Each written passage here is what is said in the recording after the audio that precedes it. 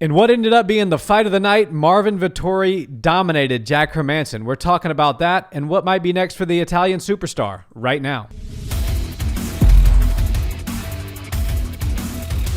What's up, Barn Hill family? Welcome back to the channel. Yo. So, Nick, the main event last night didn't disappoint. Jack Hermansson, Marvin Vettori. Although I did say I thought Hermansson would win that fight. Yeah. I was very surprised by the composure and the skill of the young Italian Vettori. Absolutely. And I think everybody agreed with us, including the man who matters most, Dana White. He gave them fight of the night bonuses, and I think they well deserved that. I mean, that was a very good fight. And they kept talking about it in the commentary that there was more strikes landed in that fight than the Izzy Adesanya versus Kelvin Gastelum match, which is hard to believe because that was such a good fight and that was such a slugfest. But yeah, that was a great fight between two guys that were both had a rising star in the 185 division. And I thought it was very entertaining. One takeaway I will say from that fight is after watching that performance, I don't think either one of these guys are quite ready to step in there with Israel Adesanya yet. There's still some development, still some work that needs to be done. I thought Hermansson might be there, but after watching last night, I'm like, he needs some more refining. He needs to improve his striking quite substantially if he's going to have a chance against Izzy. And then same for Vettori. There was very good pressure, but not a whole lot of head movement, not a whole lot of the high-level skill required to be a real adversary to Adesanya. Yeah, the striking defense has to be there. And if you're going to stand and strike with Adesanya, you better be very good with your defense and you better be very good with your offense. But if you're not capable of standing with him, which most people and nobody really has been able to prove that they are, then your takedowns have to be really good. And that's where Jack Hermansson's very good with ground and pound and top pressure and the jiu-jitsu game. But his takedowns seem to be a little bit under where they need to be to take the match to the ground. I mean, if Yoel Romero couldn't take Izzy down whenever he wanted to, I don't know if Jack Hermansson will be able to either. Vettori definitely surprised us. I mean, he seized the moment, short notice fight. They give him the call. They give him the opportunity. That's why everybody always says, you got to stay ready. You got to stay in the gym, consistent. And Vettori is a tough dude. And, number 12 seemed like it was a little bit high going into that, but fair. Now I think he more than earned his spot in the top 5 of the 185 division. I agree, and I was very impressed by his call out. A lot of people would get carried away after you go and you defeat the number 5 guy or number 4 guy in Hermansson in dominating fashion. You want to call out the champ. You had a split decision loss against him. You're kind of looking to get that fight back. And then what we know is that a lot of times if you start to make call-outs that you don't get, it makes you look weak. It makes you look like you don't have any power. Right. Him calling out Paulo Costa, I think one is a good fight stylistically. I think it's a big fight. It's definitely a main event fight or a co-main event on a pay-per-view card. It's a fight that gets him one step closer to the belt, but it allows him something to do and creates an exciting talking point around Vettori while we wait for Izzy to handle his business with Jan Blachowicz. And then possibly if Vettori can get past Costa in dominating fashion, then he becomes undeniable at 185 for Izzy. So I really do think it was an appropriate call out. I think it was the right opponent, and I think they're going to make that fight. Dana does seem very interested in the press conference. He said he's very interested in that fight. Yeah, I think that's a great fight. And generally you have winners fight winners and guys who didn't win fight guys that also didn't win. But when there's that big of a gap in the rankings, usually they'll try to make things happen where a guy who just suffered a loss can go fight somebody who just jumped into the scene. And so it's a perfect matchup for the 185 division to kind of see who's going to get the rematch with Izzy next. We were talking about it last night. Izzy really has it's crazy because people always talk about wiping out a division. He has gone through the 185 division, kind of quickly, and even though not all of them were for title fights, almost none of them were fights that warranted an immediate rematch or even a rematch at all. I think he will eventually come back to 185. I think he's going to handle his business at 205, and if he wins and does it in great fashion, he might hang out there a little bit. But 185 has basically been one of those weird situations where there's so many top contenders, but they've all fought Izzy, and it didn't really make sense to put any of them back in there with him. And so now it's their duty to figure out amongst the guys who's next and who the real number one contender is.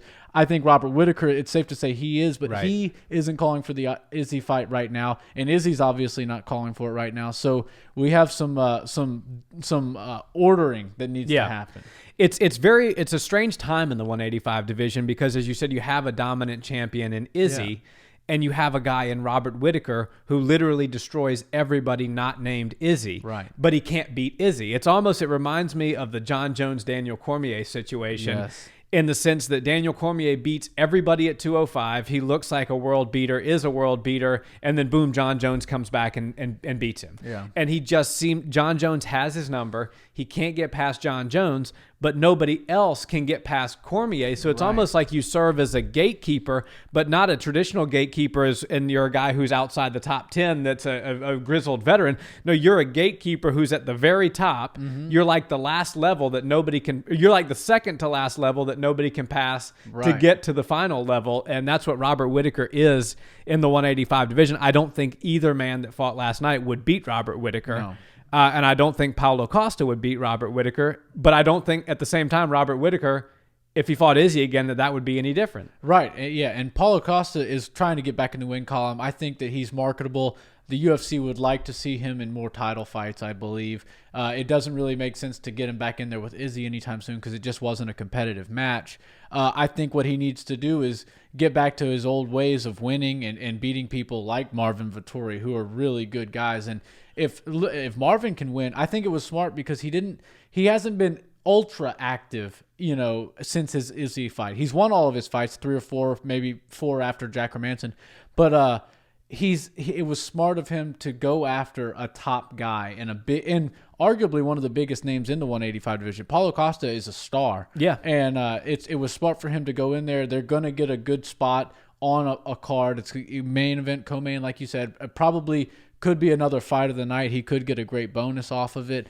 And if he can beat Paulo Costa, then it only seems right for him to fight for either Izzy's title or a vacant one if Izzy can't make it back in time. In a lot of ways for the 185 division, it would just be best. It's like when, Khabib moved on and he retired, and now 155 is super exciting again because when Khabib, and he's not, I know he's still in the USADA pool and he's still testing and there's still talks about 30-0 and all of that. I understand all of that. But just the fact that he said, I'm retired, just those words alone made 155 that much more exciting. Again, not that Khabib wasn't exciting, but it was just in the sense that nobody could beat him. So it's like you have Izzy at 185, nobody can beat him. The closest guy is Robert Whittaker, and he can't beat him, but Robert Whittaker beats everybody else. So it's like if Izzy, in a lot of ways, for the 185ers, the best thing that could happen is Izzy goes up and he defeats Blachowicz in dominating fashion. John Jones says, I'm coming back down. And then Izzy kind of just hangs out there for a while, and 185 carries on about their way. Yeah. And then maybe you have somebody like a Vettori get past Costa, and you put him up against a Whittaker, and what a great fight that would be for the vacant title. So, yeah, not that I don't want to see Izzy at 185 again, but I do think that if he's not there for a little while, it does make that division that much more exciting. For sure. And, Marvin Vettori, they're going to want to see him fight again, and it's going to have to be sooner than later. And I don't think calling out Izzy Adesanya would have done him any favors. It would have been a call out that he didn't get, and then he would have looked a little bit weaker amongst the division and the sport. So it was smart of him to call out somebody who's looking for a dance partner. Paulo Costa needs to find his footing. I think that he would think that he can probably win that match, and he needs to fight somebody that is kind of hot. And as of last night, Marvin Vettori is a hot new prospect or contender. I'm safe to say to call him he's a contender. Yeah. And I think 185 is one of those weird situations where somebody besides Robert Whittaker needs to make themselves known as the number one contender. I think Darren Till is one fight away from being that guy because he's got the name recognition and he's just a star. And, he's a big body. So I think it's just interesting to see what's going to happen, but I don't think calling out Israel Adesanya, if you're a 185er right now, makes any sense because he's got business to take care of. And, Jan Blachowicz is a tough night out for everybody. He's probably going to need a couple months after he fights for that 205 title just to get back into to fight shape. Yeah, absolutely. And I think Paulo Costa is going to be chomping at the bit for this fight as well, as you said, because I think Paulo looks at Marvin Vettori as the type of matchup that he needs to come back, which is not so much that it's a favorable matchup, but Vettori does like to stay right in boxing range. You see, one thing we talked about last night was his balance and his shots. He's never out of balance. He's always in that close range, landing a shot, slipping a shot, landing a shot, gets hit sometimes, but he comes forward and he likes to fight. And Paulo Costa likes to put on a show. He's shown that he's a showman, and I think that he would see the Vettori fight as a matchup in which he could, one, probably win, and two, it would be a great fight, probably a $50,000 fight of the night bonus, potentially knockout of the night bonus. But those guys are going to stand within boxing range and slug it out and figure out who's the baddest man that night. So I look forward to them making that fight. I think they probably will make that fight, but it's certainly an exciting matchup to say the least. Absolutely. And, on the other side of the ticket, you got somebody who wins and takes a bunch of momentum in Marvin Vettori. I don't want to say that Jack Hermansson's stock went down very much, if at all. I think it might have gone up. Remember, he was supposed to fight Darren Till. That's who he was training for. Darren had to back out because of his knee. Then they replaced him with Kevin Holland. Kevin Holland gets pulled out because of coronavirus. And now Jack Hermansson all the while isn't batting an eye. He's not. He's not worried at all. He's just like, I just want to fight. You can put anybody in there. I don't care who it is. I'm going to fight on the Fight Like Hell night for a main event spot. I don't care who you replace any of these guys with. So his props to him. It sucks when you're a number 4 guy and you have some great fights like Darren Till, who was number 5 or 6 in the division, pull out, and then Kevin Holland, a rising star, pulls out, and then they pull a guy who's in the top 15. But it doesn't really do you a ton of favors to beat him, and it definitely doesn't to lose to him. But I think the fans and the promotion and everybody around really respects a guy like Jack Hermansson, who's going to go out there, put on a performance like he did put on. He didn't get his hand raised, but I don't think he's going to slip too far out of the top 5. He'll lose a few points, but that's it. Yeah, I agree. It's definitely worth noting that he, this was the third opponent, right? And a lot of people would have said, no, we need more time. We trained specifically for a certain person, et cetera, et cetera. Hermansson's not that guy. No. Hermansson's a tough guy. He's going to raise his hand and say, I'll get in there with anybody and everybody, kind of like Khamzat Chimaev. Who knows, maybe one day down the road, we'll see Hermansson versus Khamzat Chimaev, and that would be an incredible fight to see. One other fight that I think is worth noting on this card was the co-main event. Yeah. Jamahal Hill coming out of nowhere and defeating Ovince St. Preux. I think he was 7-0, if I'm wrong. 7-0 with 1 no contest, And we're seeing that a lot now. And I think the UFC has kind of switched their, not switched their model necessarily, but it used to have kind of this, you needed that 10 wins or 12 fights to get into the UFC. You had to kind of jump from slow burn. Yeah, slow burn, jump from this promotion to that promotion. And I think what they found is with the success of the Dana White Contender Series is that you can be 3-0, 4-0, 5-0, 6-1, whatever, or 6-0 like Hill was prior, or 7-0. And you come in, you get to be, in the Apex Center in front of Dana, in front of the matchmakers, Sean Shelby, Mick Maynard, all of them, and you get to demonstrate your skills. And if you excite them and if you entice them, you get a UFC contract.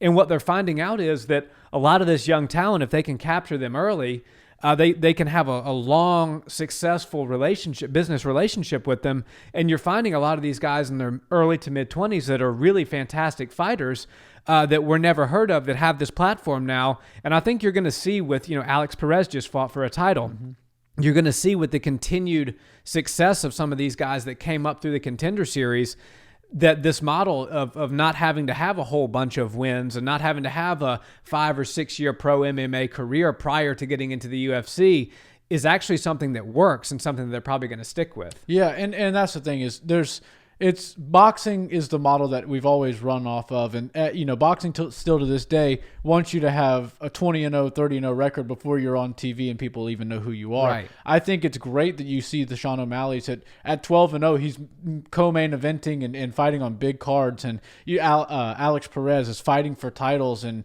it's just something really cool about the sport of mixed martial arts that you don't have to go and have 10 wins and 5 losses before you get the call. If you're 3-0 and you've won all those fights in exciting ways and in cool fashion, then they're going to send you off and put you out there with the best. And back in the day, you wouldn't see a guy like Ovince St. Preux, who had his 40th pro fight last night, fight a guy who's fighting his 8th fight as a professional.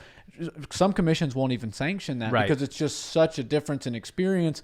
But I think it worked out in Hill's favor last night. I mean, that guy, he has that. There's something about him. I like him. I think I became a fan last night for sure. Especially, I mean, I think it's worth mentioning what he said in the post fight about his friend who passed away due to a drunk driving accident, made a bad decision, and he used that platform and that opportunity to reach out to young people that say, hey, don't do this. Don't think about your family. And I thought that was cool. I thought it was when you have that opportunity, a lot of people use it to say nonsense. A lot of people don't say anything at all. Some people make great call outs. And I think that post-fight speech that he gave, he talked about his skills. He talked about where he wants to go in the UFC. And then he quickly shifted to say something positive. And I always like that. And that makes me become a fan of somebody. So I definitely became a fan of Hill last night.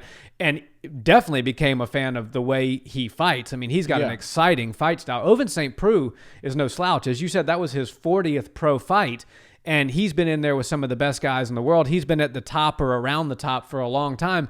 And he fights a guy that's 7-0. And that guy comes in there and shows that he was the baddest man in the cage and shows that he's not afraid and not backing down from a guy that's fought legends.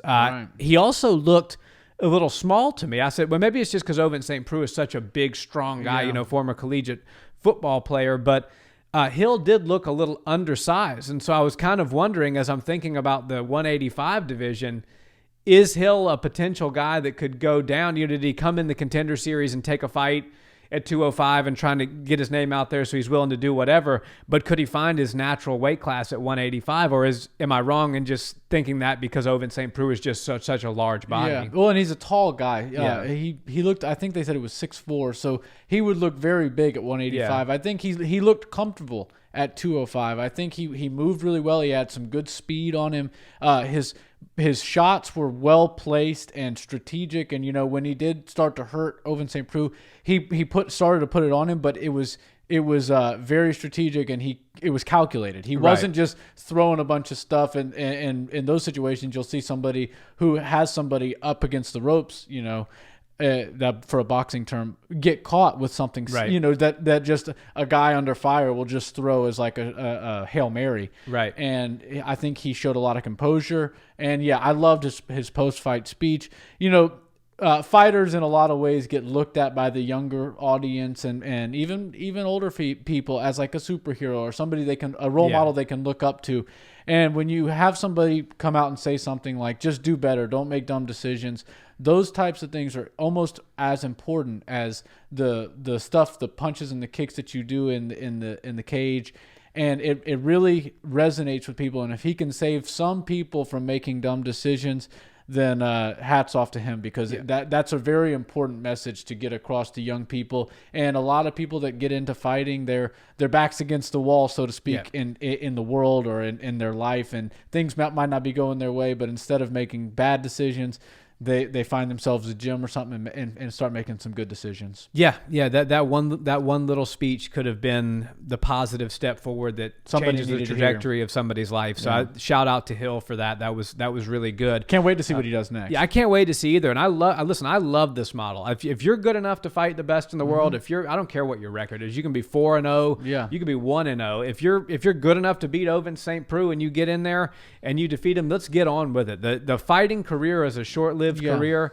If you're in there in your early, that's why I love this Contender Series. If you're in there in your early 20s and you got 3 or 4 wins, and you think I can go out there and I can put on a show for Dana White and Sean Shelby, and you do it and you get that contract, just get the train moving. What did we look at? Khamzat Chimaev. Look at Hill now. Sean O'Malley. These are superstars that are rising that have less than 15-10 fights. Yeah, and I like it. I think that the further away from the boxing model we can get, the better. And look, it's very difficult to train for a fight, step in a cage fight. You leave a little bit of yourself in the cage every single time you go in there. Same with the boxing ring. Boxers still have the belief that you need to get to or surpass 50-0. So it's very difficult. They fight a lot of tomato cans, and they just crush them to try to get to that record. But I think the way that Floyd kind of set the ceiling right there, Khabib did it in a way where 30 is a lot of fighting. Yeah. But if you look at the generation before Khabib, the Alistair Overeems, the people who've been there for a long time, the Chael Sonnens, they're all 45, 50, 60. Some of these guys like Olenek, those guys have like 60, 70 fights, and you're like... I was about to say like 200 pro fights. Yeah, it's ridiculous, and I think it's just too hard on the body. Those guys paved the way, so we have to respect them. They were fighting every other weekend, it seemed like, and I'm grateful that they did that, but now we understand how dangerous this sport can be, and I think we can shoot some of these people into stardom and get their careers moving much quicker, and if they're truly up for the test, they'll be able to rise to the occasion. And I think that's the model that the UFC should go with. The window of opportunity is not big for fighting, and I think this is the best, safest way for fighters to go about it. I agree. Look at Conor McGregor when he was becoming Conor McGregor, less than 20 wins. Yeah. He had a few losses, but like around the 20 fight mark. Right. Israel Adesanya, is he 20-0 or is he 19-0? 20-0. So yeah, just now got his 20th. Right. Pro fights, megastar. Khabib 30-0, but right. So they're showing that, and that Chimaev, that's a whole nother story. Who right. knows? By the time Chimaev has 20 pro fights, who knows how big of a star he'll right. be if he keeps winning. If he wins 2 more fights, he could have the belt. That could be 8 title defenses, and by the time he's 20-0, it's one of those things where we don't need to see him fight. And it's like we were watching the Triller event the other night, and it said Mike Tyson, 40 first round knockouts, and it's like, Jesus, like, how many? It's just the numbers on the statistics in boxing are so ridiculous compared to MMA that it's just like, I don't think that we need to see these guys fight that many times. So Roy Jones Jr. got 60 something wins, and 30 of them by first round knockout, and 30 of them by knockout, and it's just crazy. If you're 24, 25, 26 years old, you're 3-0. And you got 3 knockouts, and you feel like you got the chops, and you go in the Contender Series, it's great. Get on with your career, get in there, you'll like Sean O'Malley. He found his ceiling. Mm-hmm. Sean O'Malley was all the hype. He was a very exciting fighter. 9 or 10-0. I think he said he was the guy. He was going to go up and steal that 135 belt. What we found out is he's not quite ready for some of the guys in the top 5 yet, top 10. Mm-hmm.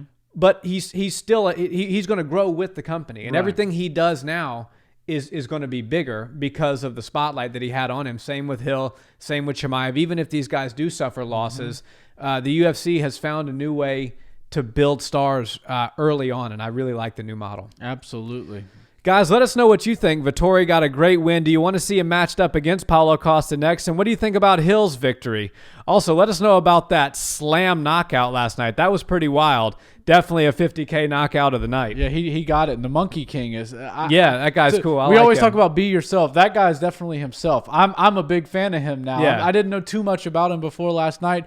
Big fan of his, and I can't wait to see what he does next. Might be the nicest guy. I think Stephen Wonderboy Thompson might have to defend his nicest... He might have to fight Wonderboy. NMF title against him one day. Sounds good. Guys, let us know in the comments. Who do you want to see Vettori fight next? Where do you want to see Hill go? How about Hermansson?